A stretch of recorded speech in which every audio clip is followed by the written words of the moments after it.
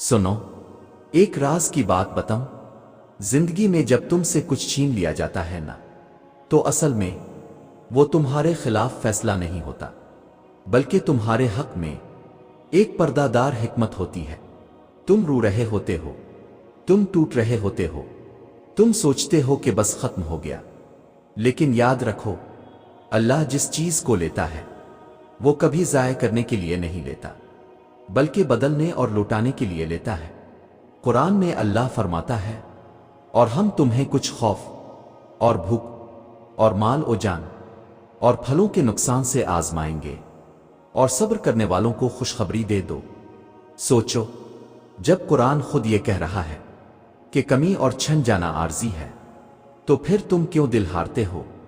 تمہارے صبر کی زمین خالی نہیں جاتی، وہاں اللہ اپنی رحمت کے بیج بوتا ہے، جو وقت آنے پر شجر اطمینان اور پھل سکون بن کر تمہیں واپس ملتا ہے۔ یقین کرو، تمہارے نقصان کے پیچھے اللہ کا چھپا ہوا کرم ہے۔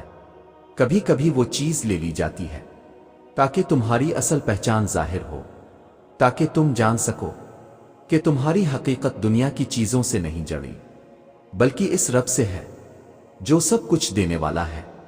تمہارے اندر وہ طاقت تب جاگتی ہے جب تم صبر کرتے ہو اور رب سے امید نہیں توڑتے، اور جب وہ امید مضبوط ہو جاتی ہے تو پھر تمہیں محسوس ہوتا ہے کہ چھینا گیا صرف لوٹانے کے لیے چھینا گیا تھا۔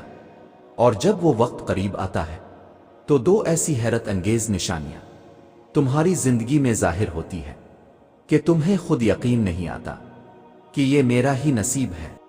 یاد رکھو، جب اللہ تم سے کچھ لیتا ہے تو دراصل تمہارے ایمان کو جگانے کے لیے لیتا ہے، تمہیں یہ سمجھانے کے لیے کہ اصل سہارا دنیا کی چیزوں میں نہیں بلکہ اسی کی ذات میں ہے۔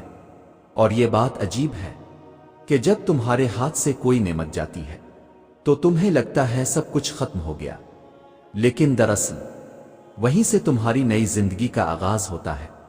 اللہ نے قرآن میں فرمایا، ممکن ہے کہ تم کسی چیز کو برا سمجھو اور وہ تمہارے لیے بہتر ہو، اور ممکن ہے کہ تم کسی چیز کو اچھا سمجھو اور وہ تمہارے لیے بری ہو، اور اللہ جانتا ہے اور تم نہیں جانتے۔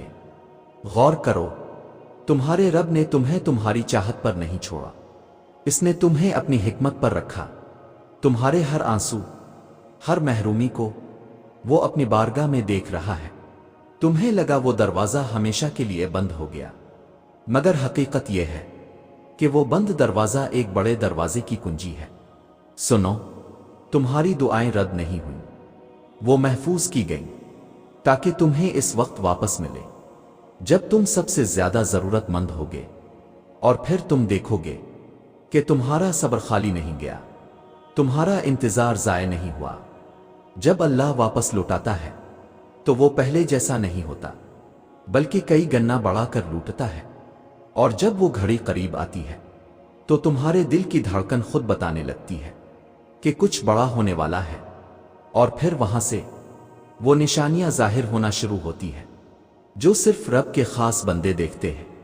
تو سنو، جب وہ وقت قریب آتا ہے کہ جو چیز تم سے لی گئی تھی وہ تمہیں واپس ملنے لگتی ہے، تو سب سے پہلے تمہارے اندر ایک انوکھی تبدیلی جنم لیتی ہے۔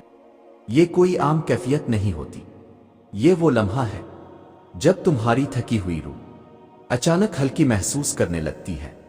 تمہیں لگتا ہے جیسے کوئی بوجھ جو برسوں سے دل پر رکھا تھا آہستہ آہستہ اٹھ رہا ہے۔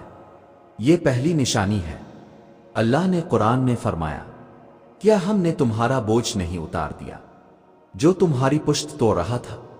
سوچو، یہ آیت ہر اس دل کے لیے ہے جسے لگا تھا کہ وہ کبھی آزاد نہیں ہوگا۔ جب رب واپس لوٹانی پر آتا ہے تو سب سے پہلے وہ تمہارے دل کے زنجیر توڑتا ہے، تمہیں سکون ملنے لگتا ہے، وہ سکون جو دولت دنیاوی چیزوں سے نہیں بلکہ رب کے قریب ہونے سے آتا ہے۔ دوسری نشانی اور بھی حیران کن ہے، وہ یہ کہ واقعات تمہارے ارد گرد بدلنے لگتے ہیں۔ چیزیں اچانک آسان ہونا شروع ہو جاتی ہیں، جو کام پہلے بار بار رکتا تھا وہ بغیر رکاوٹ کے ہونے لگتا ہے۔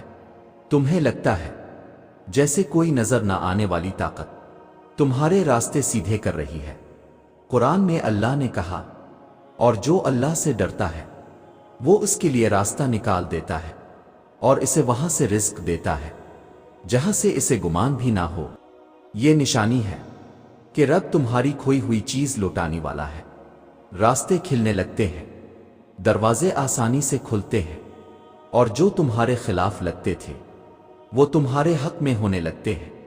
یہ سب دیکھ کر تم سمجھ جاتے ہو کہ اللہ نے صرف لیا نہیں تھا بلکہ تمہیں تیار کر رہا تھا تاکہ لوٹاوا جائے تو پہچان سکو کہ یہ اس کی طرف سے ہے۔ یہ دونوں نشانیاں تمہارے دل اور تمہاری زندگی کو بدل دیتی ہے۔ ایک اندر سے تمہیں آزاد کرتی ہے، دوسری باہر سے تمہارے راستے ہموار کرتی ہے۔ اور یہی وہ وقت ہوتا ہے جب تمہیں یقین آتا ہے کہ اللہ جو لیتا ہے وہ صرف لوٹانے کے لیے لیتا ہے۔ اللہ تعالیٰ آپ کی دعائیں ضرور قبول کرے گا، اور جو تم سے لیا گیا ہے وہ ضرور واپس آئے گا۔